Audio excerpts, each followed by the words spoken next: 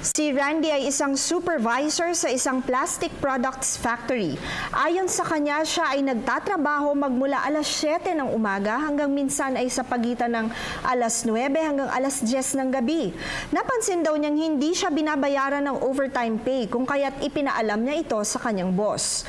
Ayon daw sa kanyang boss, hindi siya maaaring humingi ng overtime pay dahil sa isa siyang supervisor at parte ng management. Totoo daw ba ang sinabi ng kanyang boss? Randy, hindi mo nabanggit sa amin kung ano ang mga katungkulan mo bilang isang supervisor.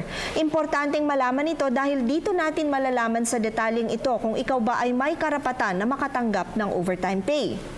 Ayon sa Book 3 Rule 1 Section 2B ng Omnibus Rules Implementing the Labor Code, ang managerial employees ay hindi kasama sa coverage ng Labor Code patungkol sa working conditions kung ang mga sumusunod ay kasama sa responsibilidad nila.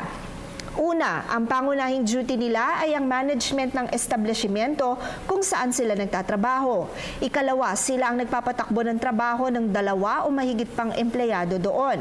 Ikatlo, may otoridad sila mag-hire o mag-fire ng empleyado na mas mababa ang ranggo sa kanila. O di naman kaya ang kanilang suggestions at recommendations patungkol sa hiring, firing o promotion ng tauhan ay binibigyang partikular na halaga.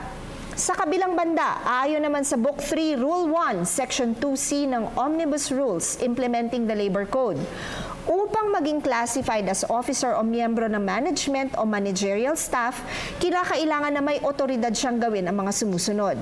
Ang pangunahin niyang gawain ay ang performance ng trabaho na directly related sa management policies ng employer. Ikalawa, maaari siya mag-exercise ng discretion at independent judgment.